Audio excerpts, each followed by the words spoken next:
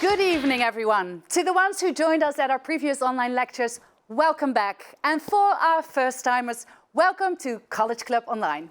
Since 2012, we have been organizing offline lectures in Amsterdam, sometimes in New York, with topics varying from AI to global politics and to how does our brain work. Tonight, we will delve into the world of contemporary art and the auction houses, right here on this virtual stage made possible by our partners Faber Audiovisuals and Univate. What is contemporary art and what determines its value? How does the market work? And which artist will give you a bang for your buck?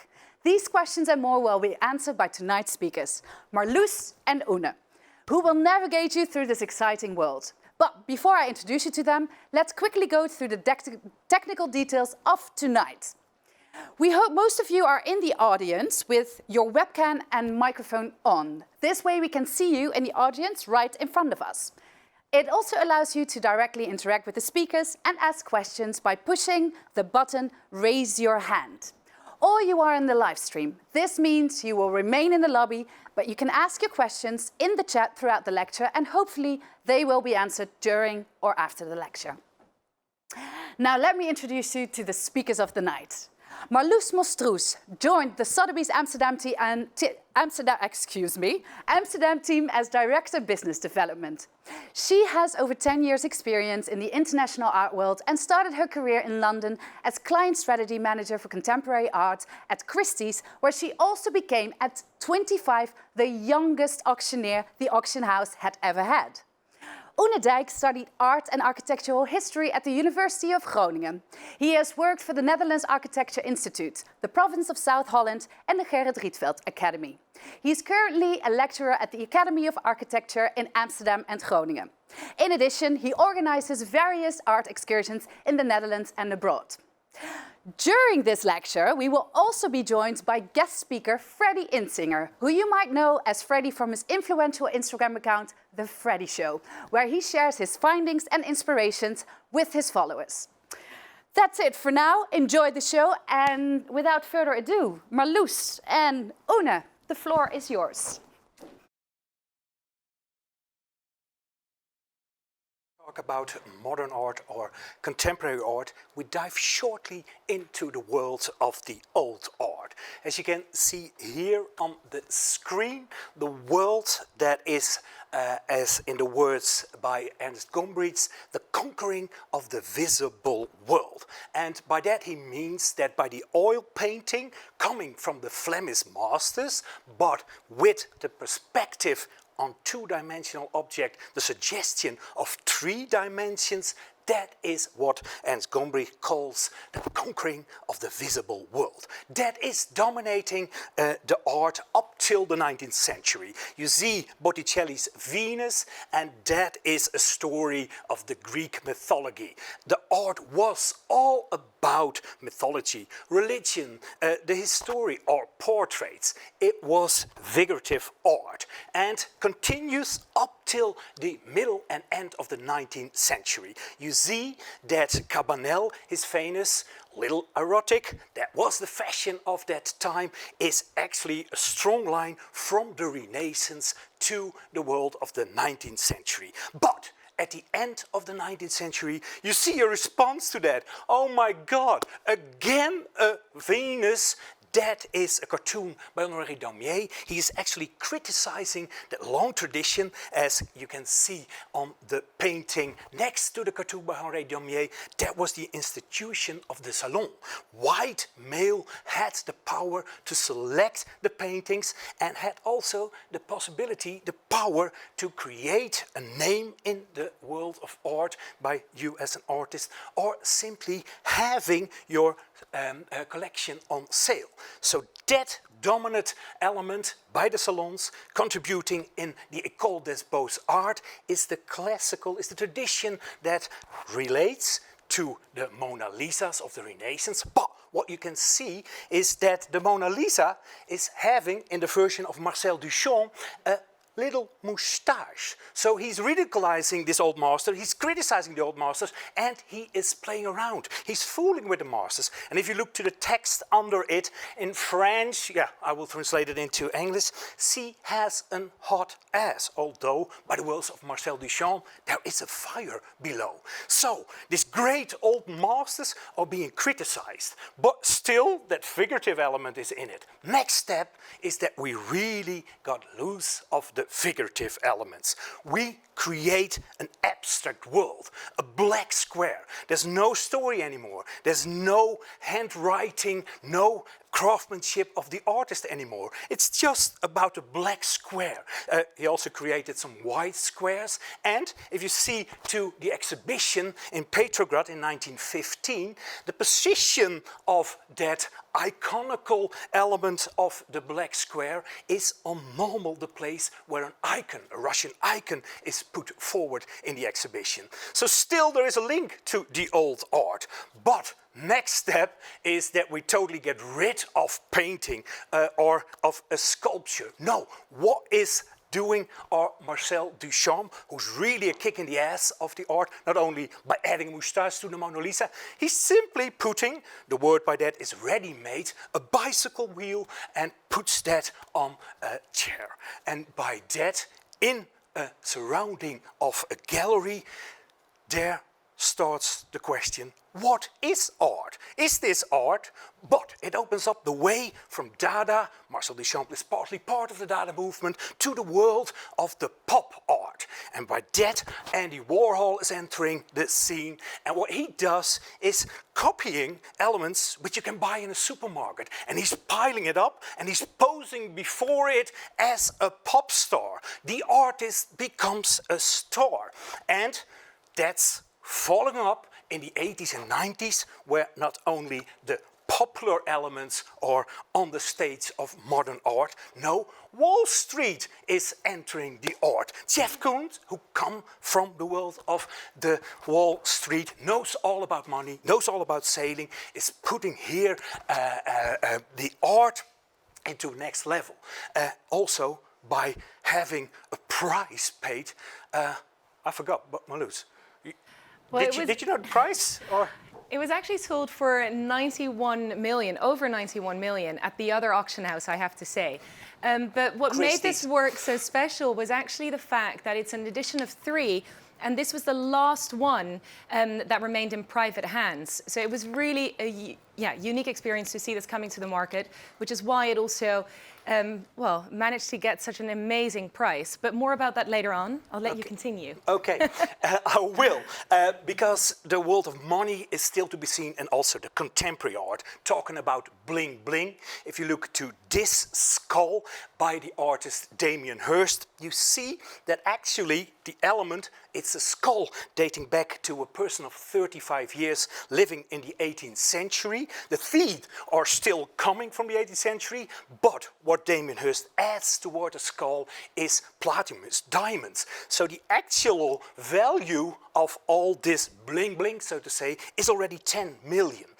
George-Michel was thinking about selling this, and he had a bid of 15 million euros. But then George-Michel died. That's a terrible accident happened over there. Damien Hirst and art sale.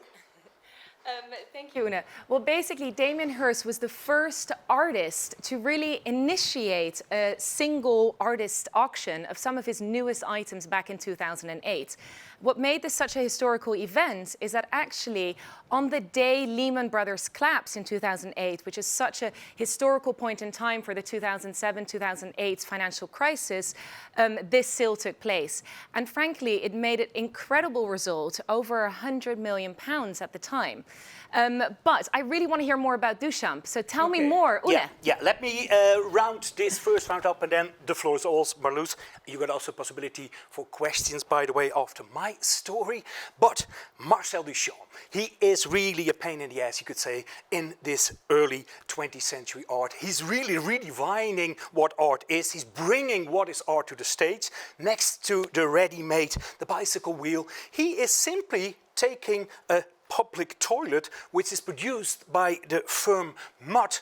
And what he does, you can see it if you have a close look towards it. This is simply not an object made by the artist, it's coming from fabrication. And what Marcel Duchamp does, and by that he's bringing it in the world of art, is that he signs it like a Mondrian, like a Rembrandt will have done, and he's also putting the year on it. And by that, again, having that in the conditions, in the gallery, in the museum, he brings it to what is art? Is this art, or is this simply using a product that is already there and adding something towards it? It's not the only toilet, by the way, that has a famous role in the modern art or in the contemporary art. Marcel Duchamp, in his time, was really kicking up the world of art. Nowadays, really pain in the ass, you could say, is Maurizio Cattelan. This is a toilet. The toilet of Marcel Duchamp didn't work. You could sit on it, but not really use it. This one, you could really use. You could sit on it, you could flush it, but completely made of gold.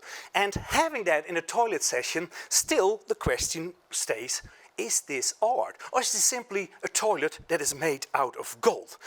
Originally in the exhibition in Guggenheim 2016, then it traveled all over the world, and it ended in 2019 in the Blenheim Palace, where Churchill also had a long time in his life, and they stole it. So, if anybody of you knows about a toilet, a golden toilet somewhere, please give a call to the International Art Federations or to the police, because this piece of art is missing. There's another Cattelan missing.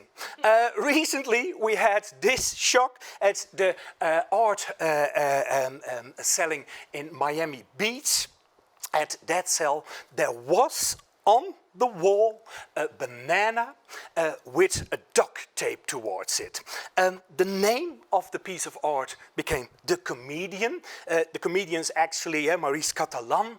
A fellow artist puts it even to another level, because we can still discuss, is a banana with a duct tape a piece of art? Is that a ready-made? In the tradition of Marcel Duchamp. But adding the world of performance art towards it, what does the friend of Mauricio Cattelan?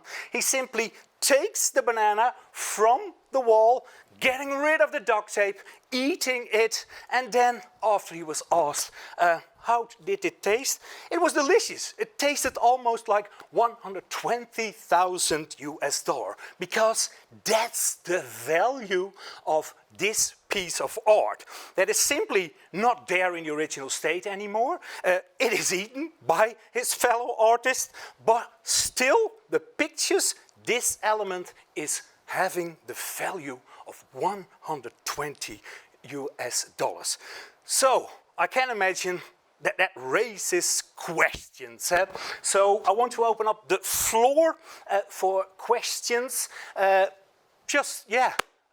Somebody, after this short introduction into the world from old art, modern art to contemporary art, by having a banana, a toilet, I can imagine that raises some questions. So please feel free to come forward with your questions. You can raise your hands if you want to. The floor is, for this moment, yours.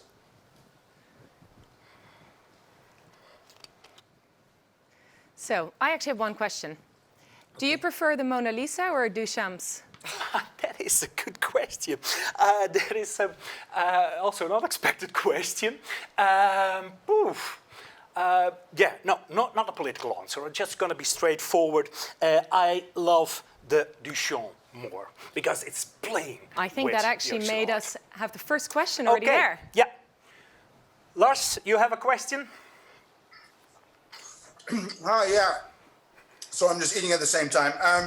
Are you not wondering about Damien Hirst being kind of in a way that he mass produces his art?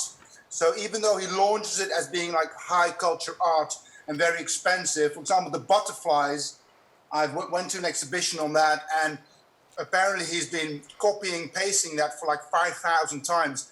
Does that not devaluate at some point in value? Shall I first put it Yeah, on yours? sure. No. Okay. Good question again, and it's a complex question because it's depending on what the market is giving, or what's organizing from the market price, and I think you can add possibly more towards that. But he's not the only one who does that. If you look to the work of, for example, Warhol, also did it at a certain moment, and even the idea of copying, the act of copying, became in the art world much more value than also the act of copying, the way of looking towards that piece of art by copying is losing probably its individual quality. Walter Benjamin has written a beautiful essay on that, the uniqueness of a piece of art and what in the time of when we can reproduce elements. So that's a part, probably, of your answering your question. It's very much depending also on the market. It's the artist can do something, but the market responds, and I don't know if you can add something towards. Yes, of course. Well, I think it depends. Like Damien Hirst made obviously a lot of works, and also a lot of prints, for example, of which they are numbered in that sense. But if you look at his original paintings, especially like the early spot paintings, for example, they were all done by his own hand, and some would say that those are potentially more valuable than, of course, the paintings that might have come later on, where he also has his studio work with him. So, and sometimes I think with Duchamp, it's about the idea behind the objects and the art as well that makes the artwork. Yeah, true. And by the way, also Marcel Duchamp, sorry to interrupt, Marcel Duchamp also copied his work, but in a much smaller versions and in coffers, just losing the Suitcases. Suitcases, yeah, thank you. He produced then suitcases, little copies of his pieces of art, and every suitcase had a different content. So we was also playing around with that element, much more indeed the idea, the concept, but actually also the act of copying it, and also reproducing elements. So, yeah. I understand your question, or I understand your answers, but in general, I feel that mass production, and of course, over the last 40 years, really, we have been able to mass produce and copy paste a lot of things, including works.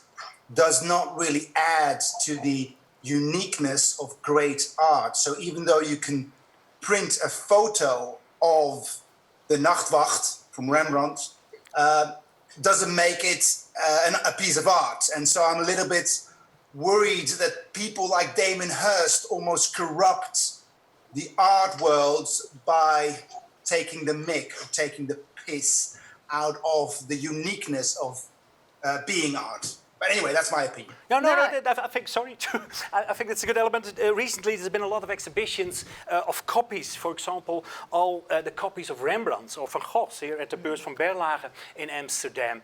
And I think that is also a really strange element, that you're not looking to the original pieces of art, but you're looking to a copy of that. So I think it's actually a debate that we can, because there are so many great original artists, that only create original one-piece works. But I think we have to go to the next question. But Lars, thank you so much. We definitely, if you have more questions, look us up and we'd love to continue the chat. I think we have a question over here. What if a non-artist ate the banana? Ooh. Whoa, good question. You try or? Well, the banana is yours. You better slip out. No, that is indeed, that's the layered element. That's also where Duchamp plays around with him. So art and also the act of creating art is part of it. And that he is a performance artist, I just forgot his name, but you can look this up, that plays a role indeed. So the value of the banana, of this piece of art originally by Catalan, and that a fellow artist, a performance artist, ate it, makes a difference that I or you eating the banana. So that's a good question again, and the answer is that it's less art. That's simply the outcome. Another question? The next question is contemporary art just made by rebellion artists, or is it also made to order for clients? Made to order, sorry. So basically, it really depends on the artist himself. There are definitely some artists that will commission works. If you ask them, some artists you really will have to beg to commission a work for them. So it really depends by the artist. But there are definitely contemporary artists that will commission works, especially for example, a large sculpture for certain monuments within a city, or sometimes also for private collectors if they're looking to, to place an artwork in a very specific place. Hope that answers your question. If I may add towards that, what I showed is that story of the rebels, so to say, but there's a long tradition, especially in the old art, it's imitatio, and the rebellion is only a small part of it. I brought it up because there's a big division between what used to be the elements, the characteristics of art, to the modern art, but rebellion is not the only thing in art. The third question? The third question is, what is the art in the comedian? The remaining pictures of the artwork or the instruction on how to create it, like the stripped wall painting in Stedelijk? Yeah. Shall I? Yeah, that makes me think of the work of Christo, an artist who recently died.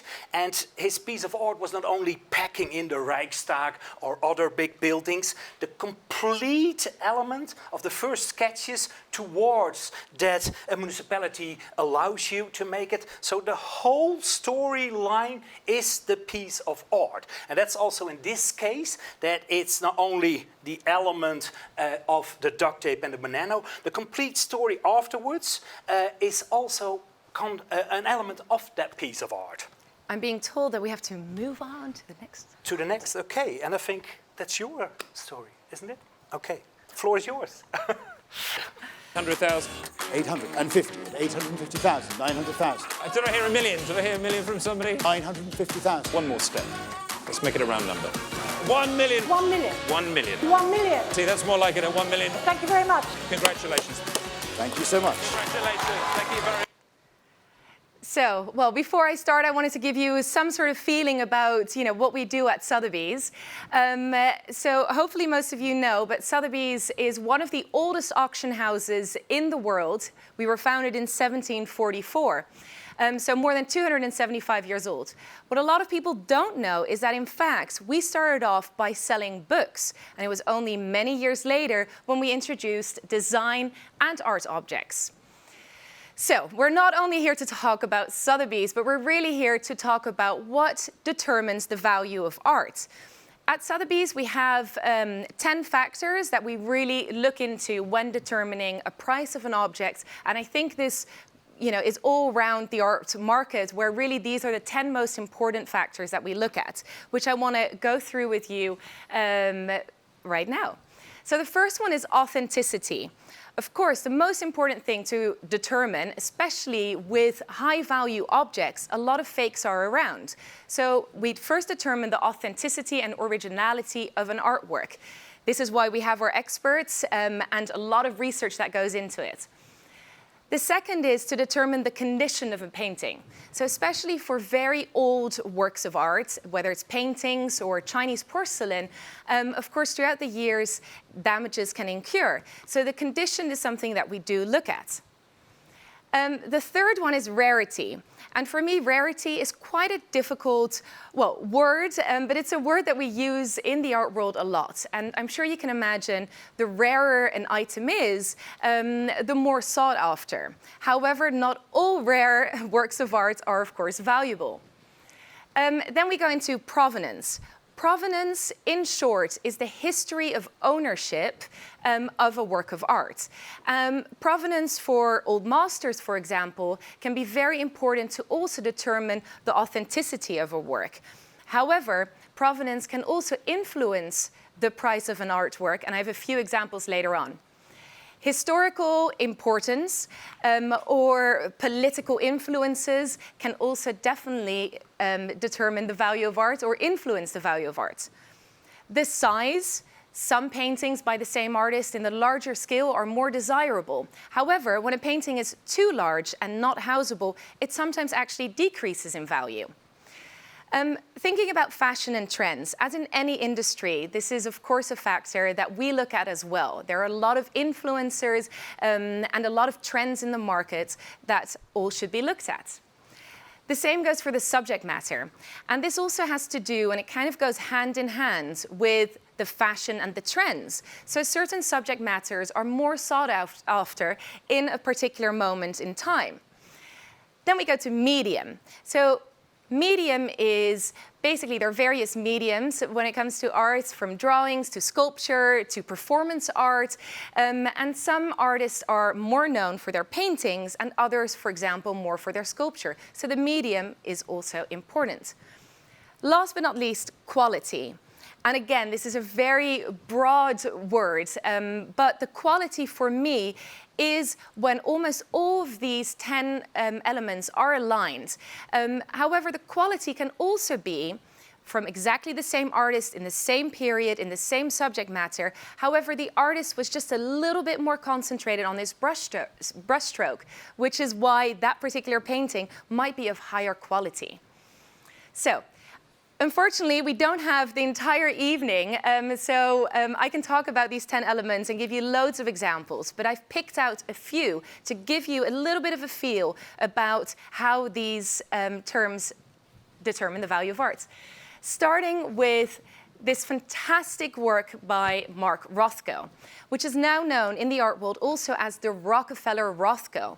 The reason I picked this work, and you can see it here on the left, is because not only is this a fantastic piece, incredible scale, and I'm really excited about it because, as you know, I love the color pink, which comes back as well. But the fact that this was owned by such, and once loved, by such an important art collector and prominent figure around the world, definitely led to this fantastic price. So here you see that provenance, the fact that he owned it since the 1960s, only 10 years after the painting was made, and it stayed in his collection for close to 50 years, really made this such a special event when it came to market in 2007. Another example of provenance is when a celebrity, like in this instance David Bowie, when we have the chance as an auction house to sell an incredible collection owned by such an icon. This was over 400 works of both design all the way up to very important British artists, which we sold in 2016. What we saw here is that there was a huge increase in new clients to Sotheby's and new bidders who might not have looked at Sotheby's before. But the fact that David Bowie was, that's actually, we were selling items from David Bowie really, really influenced this sale. Then, these pair of old sneakers. Some of you might think, oh, I will not even touch them if you give me money for it. However, for others, this is an extremely desirable collectible. These are the Air Jordans. So Michael Jordan actually wore these to a significant game. Not only that, Nike made these especially for Michael Jordan. So these Air Jordans. On top of that, the fact that they were signed by Michael Jordan himself made these shoes sell for over $500,000 US. So another example of where provenance is very important. So, Ladies and gentlemen, a masterpiece by Jean-Michel Basquiat, and I'm going to start the bidding here at $57 million. $57 million, $58 million now, $58 million, $59 million now, $60 million. Thank you. So just a short clip here to, again, show you a little bit about what we do at Sotheby's. This is a work by Jean-Michel Basquiat from 1982. It's an extraordinary work for the scale, but also the fact that it's from 1982. However, the reason why I wanted to show you this work is because Jean-Michel Basquiat is a very important artist. However, he had a really tragic death and died at only 27. Even in his short career, he managed to make a lot of paintings and drawings. However, only very few of this size and scale and quality. And therefore, it was very, very rare when we sold this, or it was a very rare artwork to come to market in 2017. I can't talk about Rarity and not mention Garrett Richter. He is personally one of my favorite artists of this time. But talking about Rarity, I think the candle paintings are known across the art world to be one of the most rare paintings to ever come to market. In a 2-year period between 1982 and 1983, he painted about 25, or some say 26, Garrett Richter paintings. You might think that's a lot, but really across all of the world, only 25 of these paintings, which are all very unique and very different in their own way. Of course, I have to talk about the Bacon Triptych from our auction at the end of this month. So this work will be auctioned off in 2 weeks, which is hugely exciting. Bacon is known for his triptych works. However, of this large scale, I believe only 28 large-scale triptychs were made. Another importance of how rare these works are. What makes them even more rare is the fact that 11 are actually housed in museums and will probably never ever come to market again. So the ones that are remained within the world are also housed in many of the most important art collectors' homes across the world. Another great reason why this is an example is because this comes from the Astrup Fearnley collection, a very important collector in Norway. And again, the provenance plays a very important role. I'm really excited about seeing what this work will do at the end of this month. But what did people really queue up for last year at Sotheby's New Bond Street? Can you tell me? Must be Banksy. And you're right, it was Banksy. So I wanted to share this work with you. This is Banksy Devolved Parliament. It was actually painted by the artist himself in 2009, so 10 years before we sold this work. The timing of selling this work was very, very important. As you might be aware, this was really on the eve of Brexit. So the historical importance of the actual sale of this artwork in that time also made this huge excitement from the general public that they were queuing around the block to see this work. We estimated the work at £1.5 to £2 million. It actually made a record price for the artist, close to £10 million. Of course, this is a huge scale, a very important all on canvas by Banksy himself. But the fact that it was sold at such a historic time within the UK politics, and a lot of the British people actually felt that Parliament was behaving a little bit like this, as what you can see on the painting, really, really added value and excitement to this work. Well, I have to show you another video.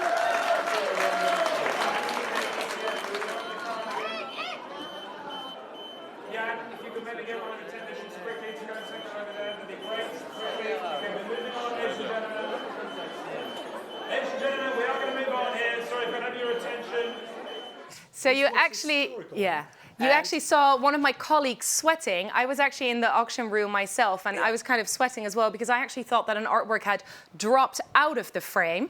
So that was a very exciting moment. But I thought, talking about Banksy, we have to also talk about this particular work. For sure. I think we're ready for some questions. Also, before we go into the questions, I can see you all here, but I don't see enough of you. And I know that I see quite a number, but there are a lot more of you that have dialed in. So please turn on your webcam. It's only fair. You can see us. We want to see you. And we're ready for the first question. Yep.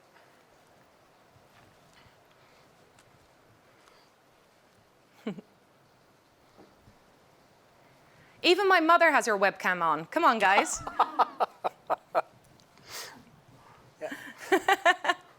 No? So I think it was such a clear story that there were almost no questions. There is a hand raised, or was there? No, going back to that evening, because it was a historical evening, and can you tell something about what happened over there? How was the atmosphere? How was the silence? What was going on? We were all in shock. I was at the end of the phone bank, close to the auctioneer.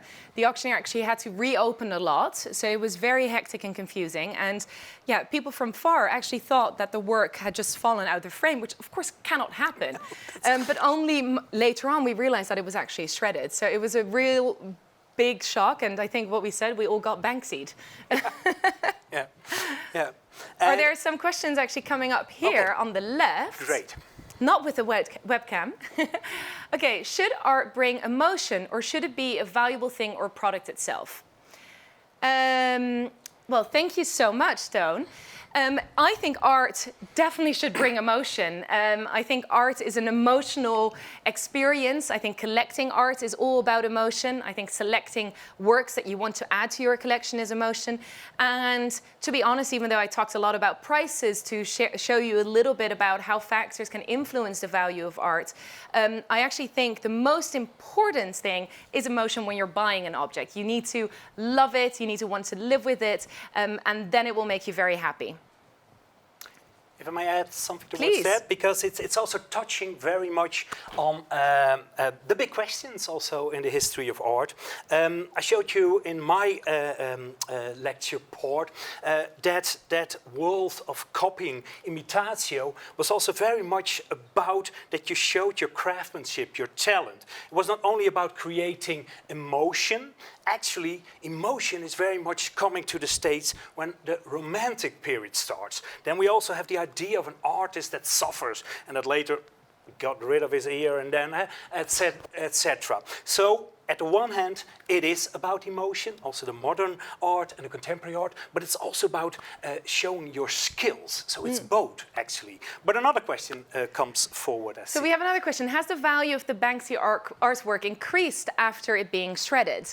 Well, it's difficult to know because then it will have to come back to the market. But what I can say about this is the fact that it was shredded and the fact that it was sold at auction so publicly where it was shredded has added that to the provenance of the artwork. So the desirability and how well this work is now known all across the world will add value. But exactly how much is difficult to say. How do you know which artists are emerging? Any suggestions? Well, that is a question I can talk about for a long time. Yeah. But I think when you think about emerging artists, and it comes back a little bit to emotion, If you're thinking about starting to collect art, really look around you, look at all of the galleries in your neighborhood or in the city where you live in, but also follow the art market, look at the auctions, and really initially educate yourself. There are a lot of emerging artists out there. I think getting good advice is always important, and I think our guest speaker, Freddie, will be able to give you a little bit more insight into that. In terms of suggestions, email me and we can have a nice conversation about that. Yeah, if I may add something towards it as well, because art is also very much related, of course, to social, politics, economical change. So what you also see is that not only the white privileged artist is coming to the States, but also areas, Afro-Americans, the Asian world. So it's much more spreading all over the world. And we see that the history of art actually is not written as her story of art. That if you look to many of these overview books, it is all about this male artist, and that is changing. Last decades we see really a lot of change. So my suggestion would be look also for non-white male artists, and there's an unbelievable world to discover. Absolutely. Fourth question already, I guess? I think, do we have time for another question? Yes. So in your opinion, is the Banksy now worth more or less? I think I already answered it a little bit. I think it's definitely worth more because of the historical history and provenance of this work right now. What is the first piece you ever collected? Yes, that should be on top of my head, shouldn't it? I think in terms of art that I collect, actually, I'm lucky that my husband's grandfather collected really very young British artists. So I've really discovered that field. The first piece I collected was when I had absolutely no money whatsoever, because I started off as an intern in the auction houses, but it was actually a tiny little drawing that I bought in New York for $10, but still is one of my favorite pieces that I started to collect. One more question? One more. Do you know who is behind Banksy? I think none of us know. No. There's some names that go around. I had it written down, so let's check if I can find it, because I was expecting this question. Rob, let me just look. I think there are a lot of theories. Yeah, there are a lot of theories, but actually 3 names very much come forward. Robert or Robin Banks and Robin Gunningham, I have to say. These are the 3 names that go around in the world that probably that is the man that is behind Banksy. One more. Do you think it is hypocrite that Banksy acted against the art market by destroying his painting, but thereby increasing his own desirability of the art market? Well, I wouldn't use the word hypocrite, but it is quite interesting that he did this in his own words as an act against the art market and against, an institution and wanting to destroy his artwork during an auction. But in fact, it wasn't actually destroyed because the shredder broke and it was only half. And definitely, he's more spoken about than ever. So I'm not sure if he actually managed to get what he wanted out of it. So it's an interesting point. Thank you so much for all of these questions. We now are going into the third element, which is going once, going twice, going online. But first. Yeah. Talking about going online, that especially last months has been the case. I'm teaching at different art academies and academies of architecture. It's all, and probably some of you are also known by that the teaching is now all online. The reason is simply clear, COVID-19. And that brings me to another Banksy. This is a Banksy that has been brought to the Southampton National Hospital as a tribute to all these people who are working to get this crisis, less crisis as it has been and as it is.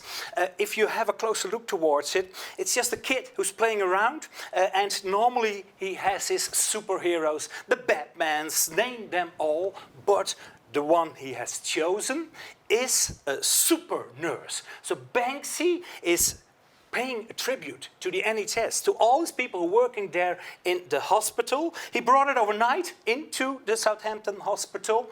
It will be probably sold, but the complete value, the complete money will be going to the NHS. So in this Corona times, this is amazing, and this is a good thing actually. So hypocrite? No, not for me, Banksy. But we continue, and I think the next element is yours, and that is how is Sotheby's actually reacting towards this, not possible auctions with people all around shouting, spreading, etc. Do you go online? Yes. More than before? Well, I think in all of the industries around the world, I think the process to use technology in different ways, had to be, everybody had to look into it, and it's almost like a catalyst of going online and using this technology in a lot of the industries, and also the art world, and definitely the auction houses. We were already doing a lot of online sales, but now in this time we had to go online. We've really quickly improved our online platform, our online catalogs, and we actually held 3 times the amount of online sales in the last 3 months than we did in the same period last year. So a huge increase in online sales. But as we are now standing here in this virtual studio, which is amazing. I can see you on your webcam in front of me, and I see all these green and blue screens, and Una is actually not next to me. But no, I'm kidding.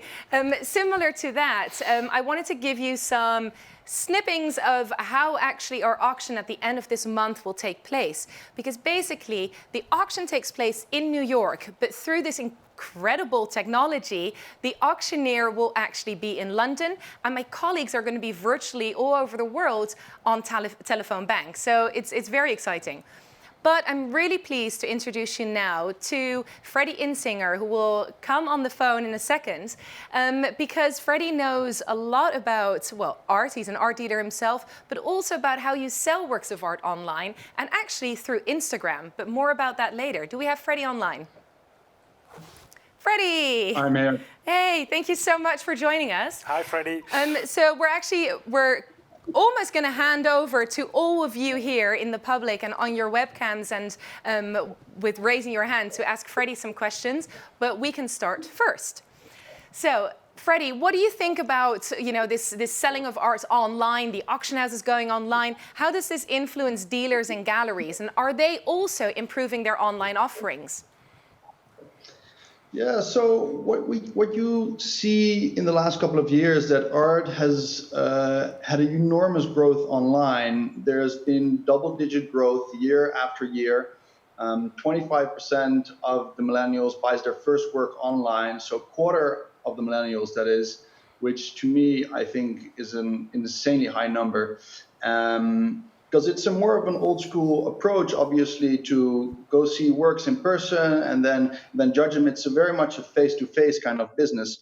And now with the whole COVID thing, you see that collectors are being forced to buying online and getting more convenient with it, which I think is an interesting fact, because what you see is that you see that the people that are buying or collecting are of an older age. Whereas they are least familiar with technology, whereas the young guys, the collectors, they're not very familiar with buying very high value works of art, and these guys are very familiar with technology. So there's a little bit of a discrepancy there, which I think is interesting. That is now, that difference is now made smaller. The only thing that I think, we can be very curious about all the online viewing rooms and auctions. But what I do want to say is that I think that the online sales rooms and fairs and viewing rooms, it lacks the face-to-face communication with gallerists and dealers, which I think is very important. And you can barely have an intellectual conversation about an artwork that you're considering, and it becomes more of a visual dialogue with yourself behind the screen.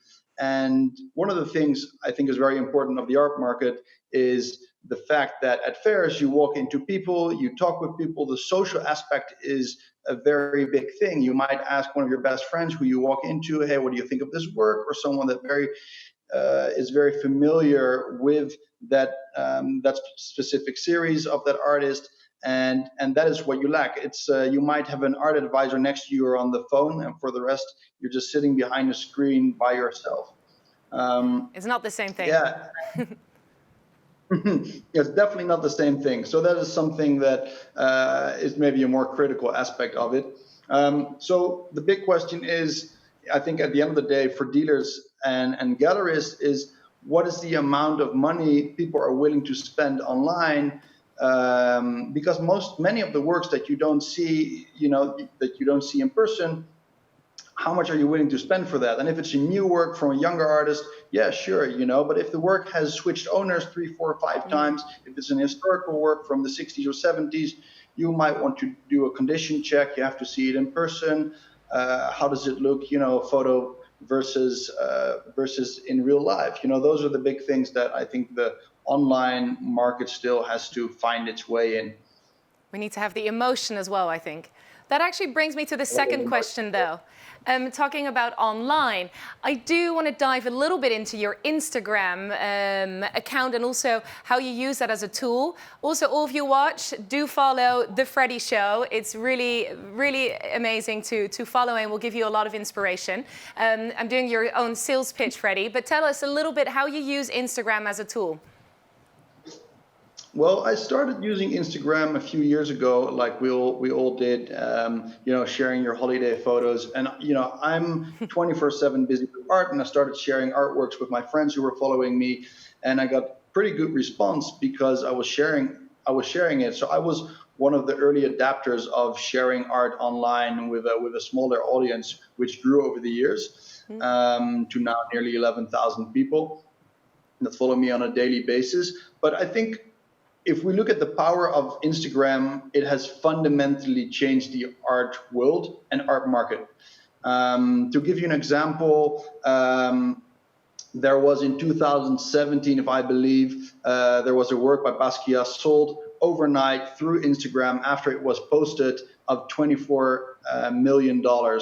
And that shows that, the power of Instagram and how people are buying these days.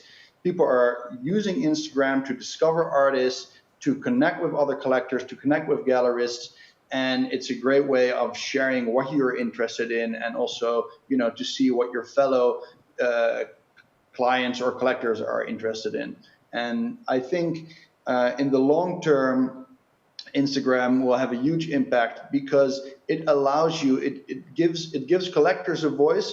And it's a very good research tool also for gallerists to see what people respond to and what people don't respond to.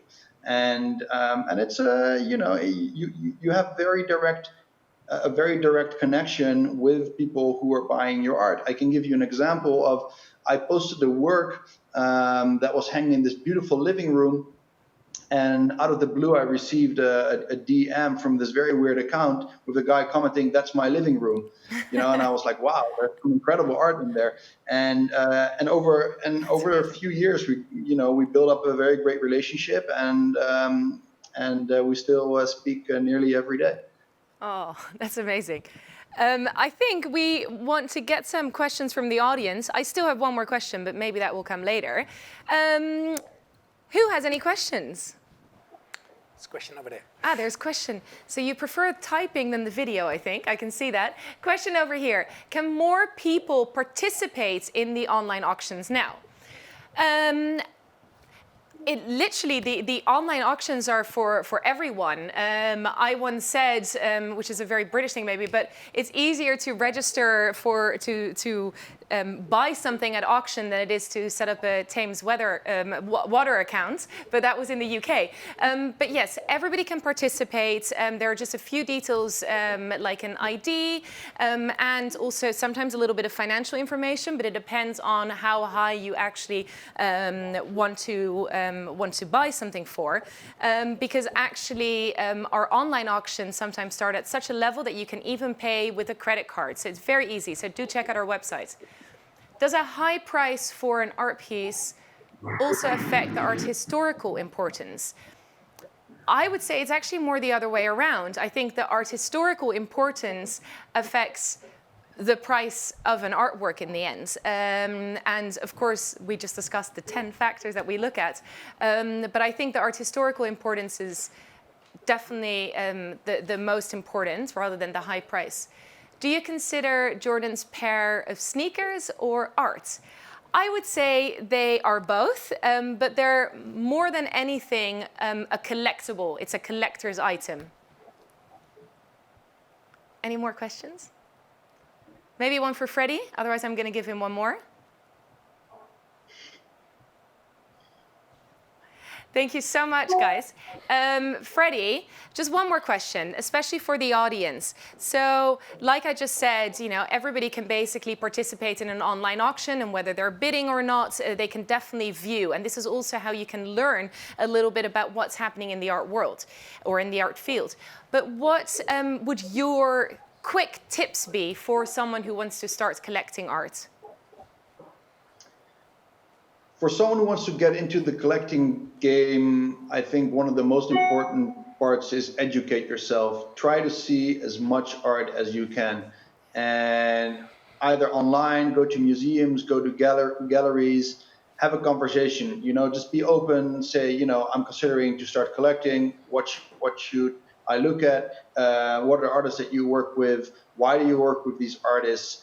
And maybe can you share a little bit more about how you run this gallery? How do you run an auction house? How does it work? First, have a look and buy a lot of books on collecting. There's really great books written by famous collectors who've shared all their insights, and those are very useful tools. And start with collectors. It's start to talk with collectors as well. Don't only ask for the beautiful side of collecting, but also ask for for the harder parts of collecting, because I think a lot of people only see the beautiful side. You walk in someone's home, you see an amazing collection, but it takes really a lot of work and sweat, to put something together like that. So it's connecting with people, looking at a lot of art, connecting with people, going to art fairs, going to galleries, basically talk, and look with your eyes. That's the most important thing. I think educate yourself. Educate yourself. Yep. Go to more lectures from College Club. For sure. I think, are we there? Yeah, I think so. Thanks, Freddie. Thank you so much, Freddie. I actually have one question to all of you. For me, for example, I know a little bit about art by going to galleries or museums, but I'm not specialized in it and I'm not spending that much time on it. So who would you suggest, like an up-and-coming artist, this is also for Freddie, for you, and for you, who should we follow? Who is someone that you think, okay, keep an eye on this man or this woman, because I think in 10 years' time that might be the one. And that now, maybe with 500 years, 1,000 years, I can maybe buy something that will. I actually was talking to, is Freddie still with us? Because I was... Yeah, I think so. Freddie, come back to us. No, Freddie left. Oh, Freddie left. Freddie left the building.